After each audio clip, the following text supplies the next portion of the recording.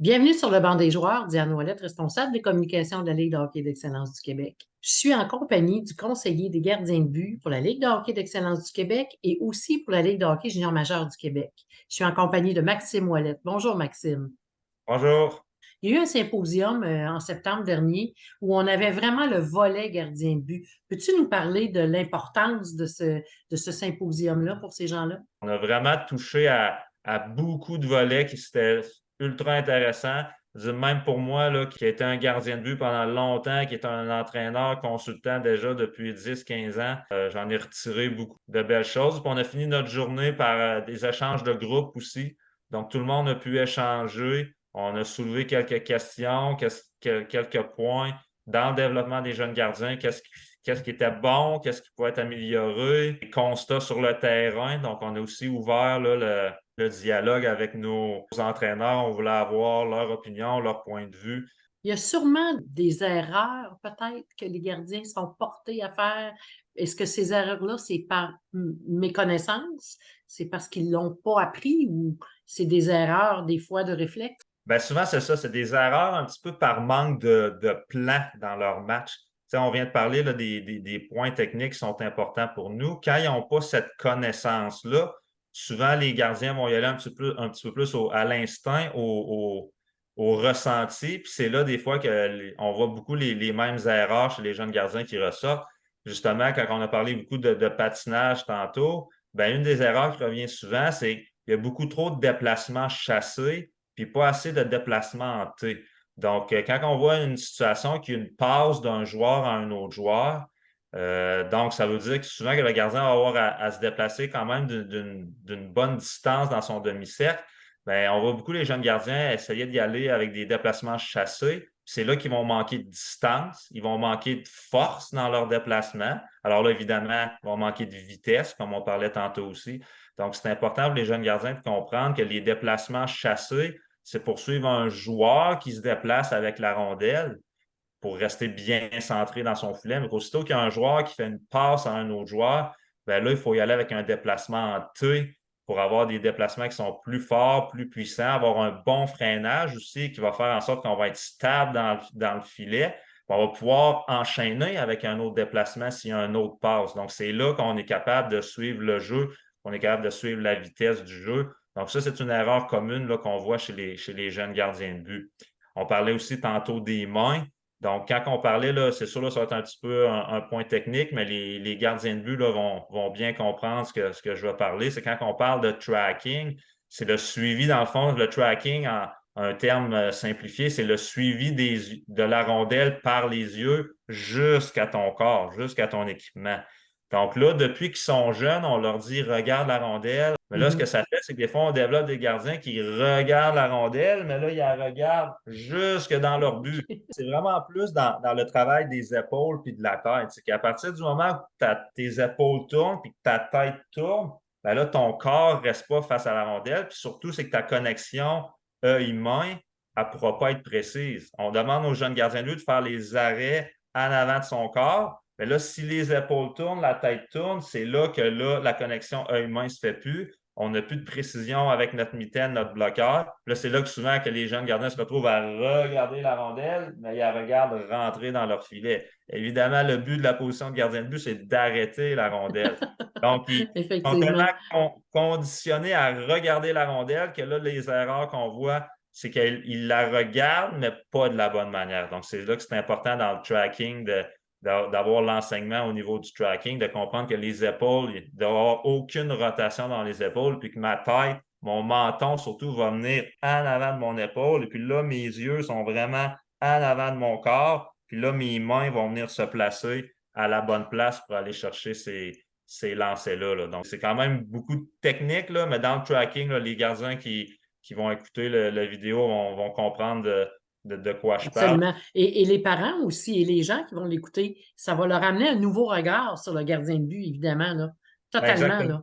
Exactement. Puis j'invite souvent, j'ai des parents, après que j'ai donné des cours, j'ai des parents qui viennent me voir et qui disent hey, maintenant, quand on regarde RDS, quand on regarde les buts le matin, puis on voit le gardien qui s'est fait battre, souvent on remarque que ses épaules ont tourné, puis que sa tête a tourné, puis on voit l'erreur que le gardien a pu faire sur le lancer. Donc, c'est ça, les parents aussi vont apprendre à reconnaître ça. C'est parce que c'est quand même assez simple à voir, là, un gardien qui tourne les épaules, qui tourne la tête, ben ses chances de faire l'arrêt là, sont pas très élevées. Là. La dernière erreur que je dirais, et aussi un petit peu au point de vue mental, c'est que souvent les jeunes en bas âge vont se mettre beaucoup trop de pression, puis surtout vont se donner beaucoup trop de responsabilités avec la position de gardien de but. Tu sais, nous, on veut que nos gardiens aient du plaisir, on veut qu'ils aient du succès, mais on veut qu'ils aient du plaisir, puis on veut qu'ils aiment jouer la position. Puis souvent, bon, on est tous conscients de l'importance de la position de gardien de but dans un match de hockey, mais en même temps, il faut faire comprendre à nos jeunes que c'est pas eux, c'est pas le gardien de but qui est responsable et de Ouais. la victoire ou de la défaite. J'invite les parents aussi à faire attention à ça. Le gardien a eu un bon match.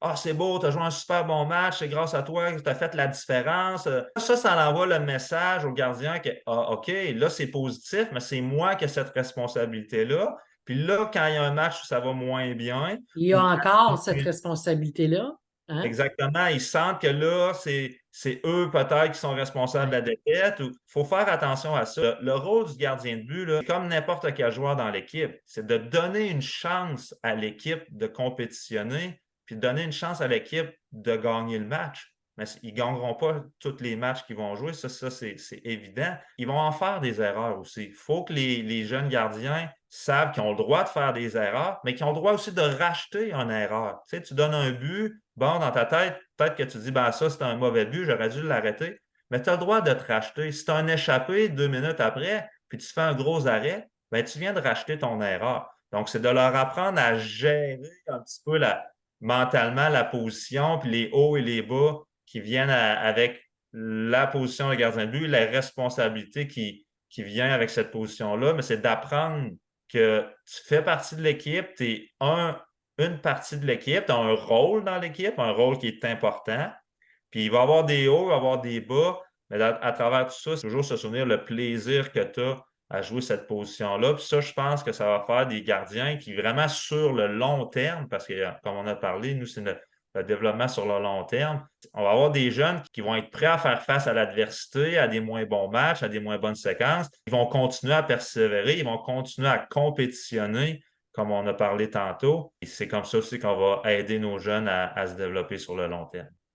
Dis-moi, Maxime, tu as parlé de déplacement, tu as parlé de vitesse, tu as parlé de force. Qu'est-ce que tu pourrais conseiller à un gardien de but de faire à l'extérieur de la glace? Ben, c'est de l'entraînement. Je veux dire, c'est de l'entraînement athlétique. C'est de réaliser ça, l'importance, d'être un bon athlète.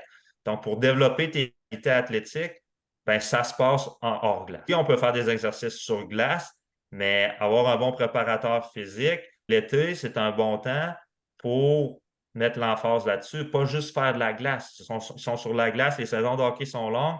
Ils ont beaucoup de glace pendant la saison. Donc, l'été, on peut continuer à être sur la glace, mais il faut que l'emphase soit mis aussi sur le hors-glace.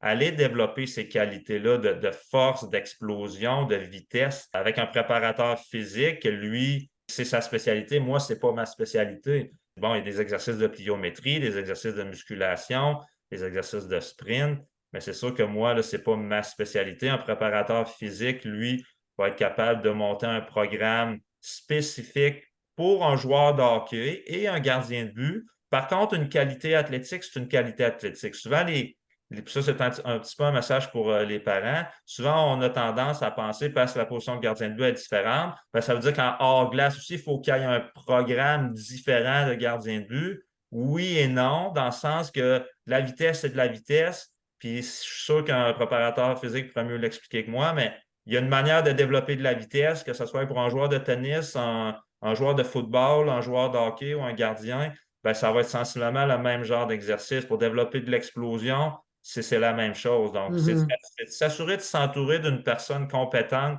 à ce niveau-là qui va pouvoir bien guider nos gardiens de but dans leur développement athlétique. Mais je pense que la première étape, c'est de réaliser que ça a une importance dans le développement à long terme. Comme on consacre du temps sur la glace à développer les différentes qualités de gardien de but, on passe du temps à essayer de développer le côté mental, mais il faut aussi passer du temps à développer le côté physique en hors glace pour maximiser là, le développement à long terme. Maxime, tu fais, de l'observation, tu es quelqu'un qui est très, très sollicité dans le monde des gardiens de but, alors tu fais le tour de la LHEQ. Tu as vu probablement tous les gardiens de but ou à peu près tous, de cette ligue-là. Tu as vu aussi les entraîneurs de gardiens de but qui s'y retrouvent. Qu'est-ce que tu penses de la LHEQ? Est-ce qu'elle donne vraiment l'emphase que cette position-là mérite? La LHEQ, c'est une super ligue de développement. C'est le plus haut niveau de hockey qu'on peut retrouver là, pour les jeunes dans les différents groupes d'âge. Juste l'encadrement que les jeunes ont en sport-études, la glace, le hors-glace, les entraîneurs, le développement des entraîneurs, la formation qu'il leur est donnée, l'accompagnement que Hockey Québec a donné à ces entraîneurs-là qui, par la suite, eux, sont en contact direct avec les jeunes. Que ce soit les tournois, moi, comme vous dites, j'essaie d'aller voir les gardiens de but, donc je vais souvent en tournoi pour essayer d'en voir le plus possible. Mais tu sais, l'ambiance qu'il y a dans les tournois, tu sais, on voit les jeunes, la motivation qu'ils ont, l'esprit d'équipe, l'esprit de compétition aussi qui ressort. Donc, c'est sûr que c'est une super ligue. Et puis, ça, on peut toujours s'améliorer, on peut toujours faire mieux. On se pose toujours des questions, comment on peut mieux accompagner les entraîneurs, les jeunes. Donc, ça, je pense que c'est quelque chose de positif de tout le temps chercher l'excellence, tout le temps chercher à améliorer. Mais je pense que les ressources sont là, les accompagnements sont là pour quelqu'un qui est passionné, quelqu'un qui aime le hockey, qui veut se développer. Je pense qu'il y a accès aussi à plusieurs excellentes sources d'informations. Donc, c'est de continuer là, la communication entre tous les différents intervenants pour essayer là, de maximiser tout le développement, tout l'encadrement qu'on peut donner là, à nos jeunes joueurs. Et j'ai beaucoup aimé tantôt, tu as parlé de plaisir, Maxime. Toi, là, tu as été gardien de but. Belle carrière en arrière de toi. À quel moment le plaisir t'a aidé le mieux à compétitionner? C'est quand les résultats sont peut-être pas ce que tu espères. Parce que c'est sûr qu'on a tous des objectifs. On a des objectifs personnels, on a des objectifs d'équipe, on a des objectifs court terme, moyen terme, long terme. Donc, ça, c'est bien pour garder la motivation en vie. Il ne faut pas penser qu'on va accomplir chacun des objectifs qu'on se donne. Donc, des fois, quand on ne parvient pas à atteindre les objectifs, c'est là qu'on va vivre l'adversité. Puis, là, tu as deux manières de réagir à l'adversité. Il y en a, quelqu'un de l'adversité arrive, ils veulent s'en aller chez eux. Ils veulent arrêter, ils veulent quitter, ils veulent dire, bon, ça ne donne rien de faire tous ces efforts-là, je n'arrive pas à atteindre mes objectifs. Ou il y a ceux qui disent, ah non, moi, je vais continuer mon chemin. Moi, je vais continuer mon chemin. Pourquoi? Parce que j'aime ça, parce que j'ai du plaisir à être sur la glace à tous les jours. Je vais continuer à travailler fort. On parle souvent de travailler fort dans le plaisir avec nos jeunes. Quand on est concrètement sur la glace avec eux, on leur dit de travailler fort dans le plaisir, puis aussi développer un sentiment de fierté à travailler fort. Quand c'est fini, la Mhm. pratique, le match, ben, j'ai travaillé fort, j'ai donné le meilleur de moi-même aujourd'hui. Donc, dans ce temps-là, tu éprouves déjà un sentiment de fierté envers toi-même, peu importe le résultat que tu vas vivre. Donc, ça, si tu es capable d'avoir ces sentiments-là, quand tu fais face à l'adversité, ben là, tu vas persévérer, tu vas continuer dans ton chemin. Ces personnes-là, souvent, qui réussissent à faire un bon bout de chemin dans le domaine du hockey parce que ça reste que c'est un domaine de compétition. Donc, dans n'importe quel domaine compétitif, ben, il y a des hauts, il y a des bas, il y a des victoires, il y a des échecs. C'est ceux qui sont capables d'apprendre de leurs victoires, de prendre le positif, puis de bien gérer les défaites, d'apprendre des erreurs, puis de continuer à progresser, puis d'avancer. Bien, souvent, c'est là qu'on a des athlètes qui parviennent à faire un bon bout de chemin dans ce sport-là.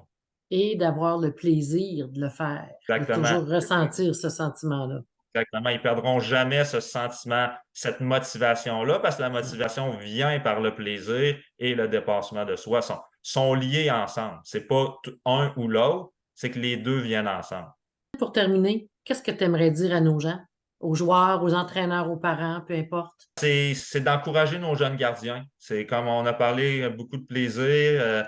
C'est une position qui est unique. C'est de les encourager, des épauler, être à leur écoute, des stimuler, des motiver, des faire travailler fort. C'est vraiment d'être là pour eux. Le jeune gardien qui s'en va dans son filet, ben souvent, il est seul dans son filet. Il y a ses joueurs en avant de lui, mais il faut qu'il sente que quand il s'en va dans son filet, ben, il n'est pas seul. Il y a ses parents qui l'encouragent, ses coachs qui sont là, ses coéquipiers qui sont là aussi pour l'aider puis l'épauler. Puis c'est un sport d'équipe, puis on veut que ces jeunes-là fassent partie à 100% de l'équipe, qu'ils se sentent une part de l'équipe, puis qu'ils aient du plaisir aussi justement à faire partie de leur équipe. Merci beaucoup, Maxime, pour le temps que tu nous as accordé. Alors, avec toutes ces informations-là, je suis convaincue que les gens vont même apprendre avec les commentaires que tu nous as partagés. Donc, au plaisir de te croiser dans un aréna et merci beaucoup pour le temps que tu accordes à ces gardiens-là. Merci. Ça m'a fait plaisir, merci.